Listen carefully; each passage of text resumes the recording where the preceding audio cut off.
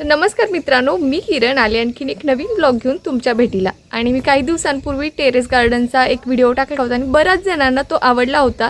तर आता सुद्धा पावसाळा सुरू झालेला आहे आणि आम्ही काहीशी अशी झाडं लावलेली आहेत टेरेसवरती, तर ती तुम्हाला दाखवावं म्हटलं।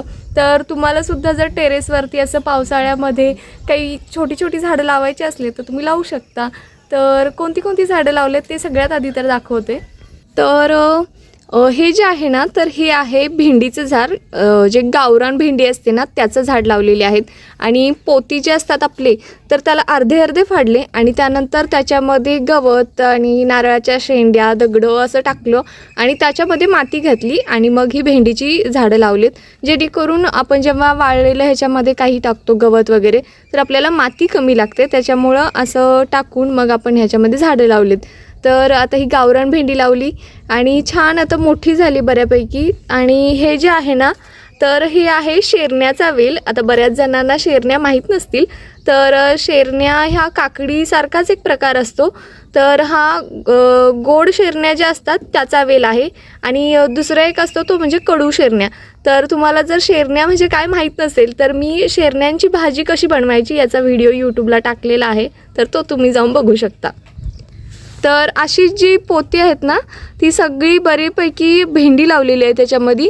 आणि सगळेच काही पोते आहेत असं नाही, पिशव्या ज्या असतात आपल्या बाजारातून आपण कपडे वगैरे आणले की तेव्हा ज्या पिशव्या येतात, तर त्या पिशव्यांमध्ये माती घातली आणि त्याच्यामध्ये सुद्धा भेंडीची झाडं लावलेत। तर आंबाडासुद्धा लावला आहे, तो सुद्धा दाखवते।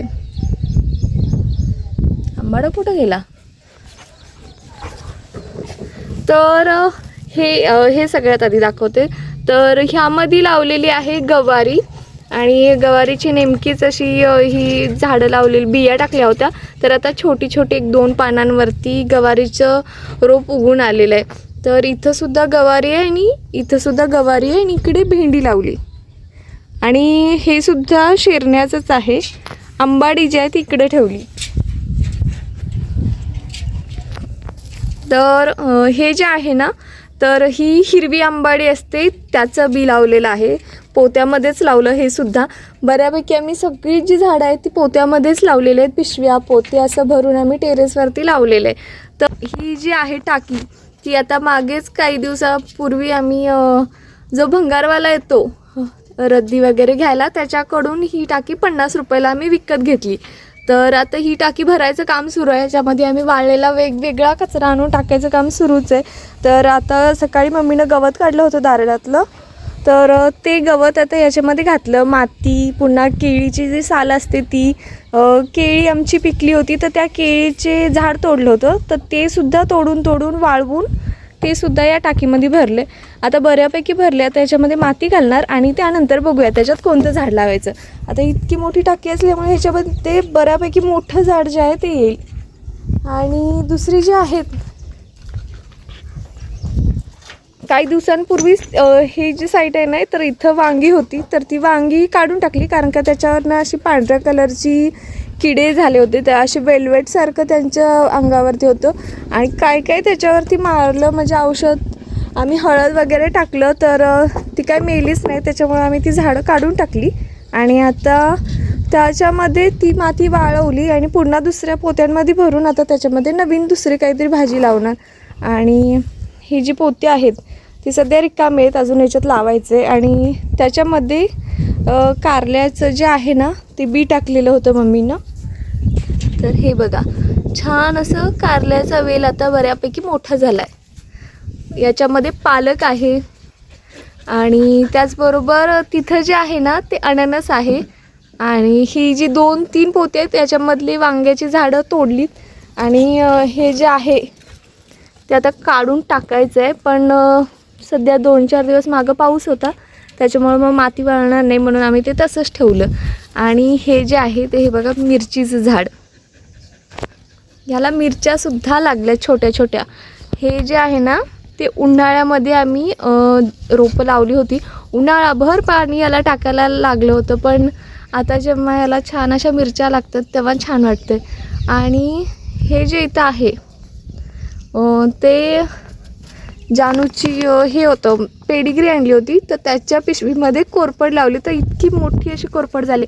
म्हणजे असं नाही की फक्त कुंड्याच घ्यायला लागतात आणि मगच तुम्ही झाडं लावू शकता किंवा तुम्हाला शेतीच पाहिजे असं काही नाही. तर तुम्ही अगदी छोट्याशा जागेमध्ये सुद्धा तुम्हाला जर आवड असेल तर टेरेस गार्डन तुम्ही करू शकता. जेणेकरून तुम्ही पोत्यांमध्ये, पिशव्यांमध्ये अशी वेगवेगळी झाडं जी आहेत ना ती लावू शकता. आमची जी आवड आहे ती जोपासण्याचा प्रयत्न आम्ही अशा प्रकारे करत असतो आणि आपल्याला तेवढाच वेळ भेटला की आपण येऊन या झाडांकडे बघूसुद्धा शकतो. तर असेच वेगवेगळे झाडं लावलेत. बरेच आम्ही अख्खा उन्हाळाभर मेथीची भाजी आणि त्याचबरोबर पालक जी आहे ती अशीच आम्ही लावून खाल्ली होती. म्हणजे बी टाकत होतो. काही दिवसांमध्ये छान अशी पालक मेथी येत होती.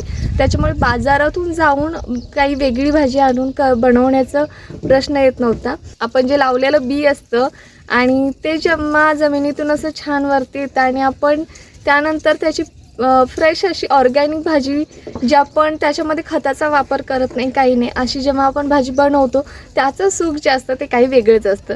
आणि तुम्हालासुद्धा जर का असं टेरेसवरती झाडं लावायची आवड असेल, शेतीजवळ नसेल आणि तुम्हाला शेती करावीशी वाटत असेल तर तुम्ही हा ऑप्शन म्हणून निवडू शकता.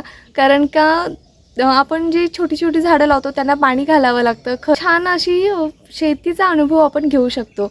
तर जेणेकरून तुम्हाचा वेळ त्याच्यामध्ये खूपसा जातो. तर सध्या कोणती झाडं लावलेत ते दाखवते. तर हा माझ्या पाठीमागे जो वेल दिसतोय ना, तर